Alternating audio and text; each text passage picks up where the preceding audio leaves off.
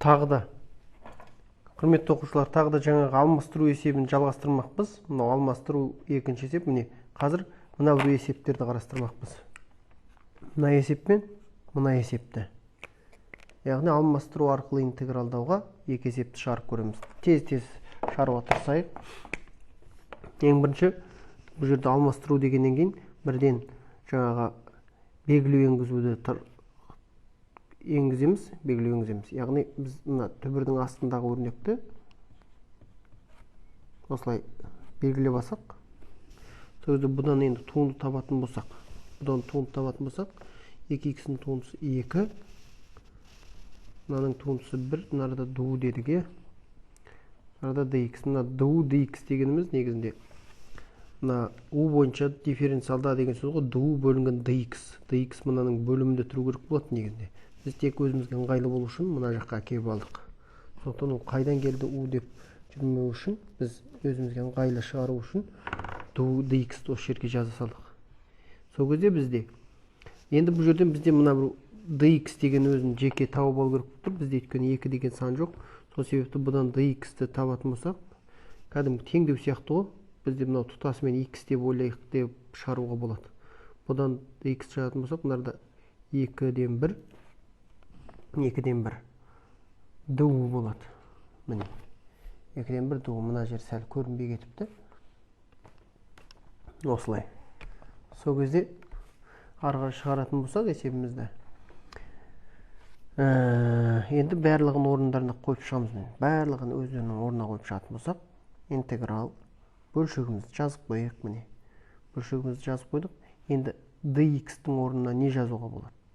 Еміш dx демей қойық. Бірінші мына түбірді қоямыз. Міне, түбірді жазамыз да, бізде түбірдің астындағы өрнекті, міне, түбірдің астындағы өрнекті мынаны біз u деп белгілегенбіз. Міне,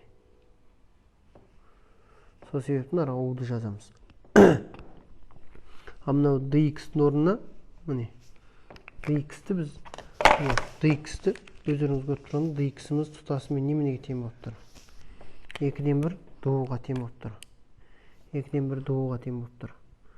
Сондықтан 2-ден 1 дегенде мына бөліміне 2-ні жазасап, ду-ды мынаның үстіне жазып салуымызға болады. Енді бұл жерде бізде мына тұтасымен коэффициент, міне. Тұтасымен коэффициент. Сол себепті 2-ден 1 деген санды біз мүлдем интегралдың ардына шығарып жейік. Сол кезде бізде интеграл асын u бұдан 1 дейсілер, ду. Түсінікті болу үшін. Енді бұл жерде қайтадан не үшін бұған кетірдік деген сұрақ туындайды, әрине. Интеграл астында u-дің 2-ден -2-ден 1 дәрежесіне келтірдік қайтадан. Енді оны арғы шығаратын болсақ, бағанағы дәрежелік интеграл бойынша бұны тікелей интегралдау немесе тікелей интегралдау ережесі бойынша ол u-дің 2-ден 1 дәрежесі болады. Есебін аған 1 дәрежені 1-де қосатымыз. Мына жерде де 2-ден 1 болады. -2-ден 1-ге 1-ді қосқан кезде. Плюс с. Енді мына 2-ден 1-ді біз мынаның алдында керісінше апаратын болсақ, 2-ден 2 болады да, ол жай ғана 1.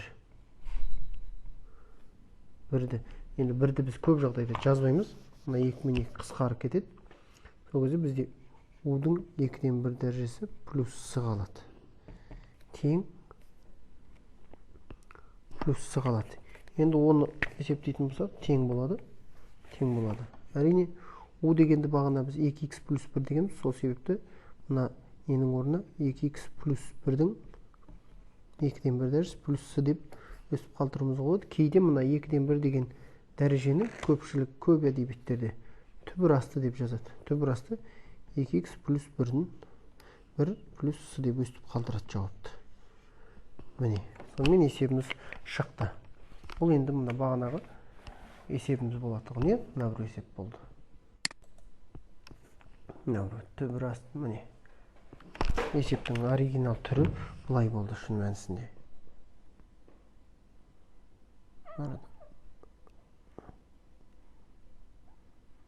Міне.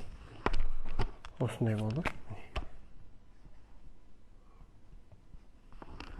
Демек, есептің жауабы мыналай шықты. Енді келесі бір есепті талдап көрейік. Келесі есебіміздің түрі мынадай болған. Келесі есебіміздің түрі мынадай.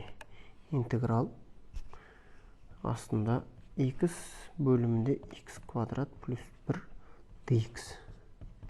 Енді бұны шығаратын болсақ, тағы да біз белгілеу енгізіп алайық. Белгілеу енгізу үшін мен бірден белгілеп отырайыншы. Мына бөліміндегі x квадрат плюс 1-ді мен u деп белгілеймін.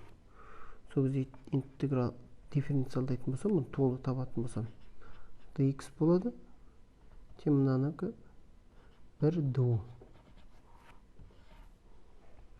Енді маған мына жерде өзіңіз көріп тұрғандай x dx деген нәрсе ғана керек.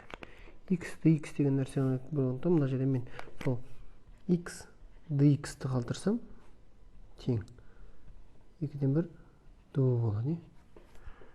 Міне. Енді арға шығарам. Арға шығаратын болсам, сол кезде интеграл бөлшек, міне, әр нәрсені өзінің орнына әкеп қоям. X квадрат плюс 1-дің орнына мен u-ды қойыма болады. Ал енді мына x dx дегенім тұтасымен мынаған тең болып тұр. 2-ден 1 du болып тұр. Сондықтан 2-ді мынаның алдына қойып, 1-ін мына жерге жазып, du-ды мына жерге жазуға болады. Мынарада көбейту. Сол кезде менде мына 2-ден 1-ді мүлдем интегралдың алдына шығарып тастаймыз ылғида. Сол кезде былайынан u-ды мына бөлшектің алымына әкелетін болса, минус 1 дәрежесі болады. U-ның минус 1 дәрежесі болады. du тең. Енді бізде бір қызық оқиға болайын деп тұр мына жерде. Қазір біз мынаның алғашқысын табатын болсақ, мына минус 1-дің дәрежесіне 1 қосылу керек, сол кезде бізде 0 болып кетеді. А 0 дегеніміз бөлімінде де 0 болып кетеді. Ондай жағдайда бізде единственный жағдай бар, егерде мына бөлшектің бөліміндегі мына жағдайда ол үстіне апарған кезде мынада минус 1 шығатын болса, ол жағдайда бұны біз бірден бұл басқа еткенде мына жерден де көруге болады. 1 бөлінген u бізде мынадай нәрсе болатын. ln x-тің туындысы x-тан 1 дейтіміз. Тура осыны біз интегралдағанда керісінше жүреміз. Туынды тапқанда былай жүрсін, дифференциалдағанда. Интегралдаған кезде біз былай қарай жүреміз керісінше. Демек, дифференциал мен интеграл бір-біріне кері ереже болғандықтан, біз мынарда u-дан 1-ді бірден ln u дей салуымызға болады. Плюс с тең. Енді ln 2-ден 1-іміз тұра береді.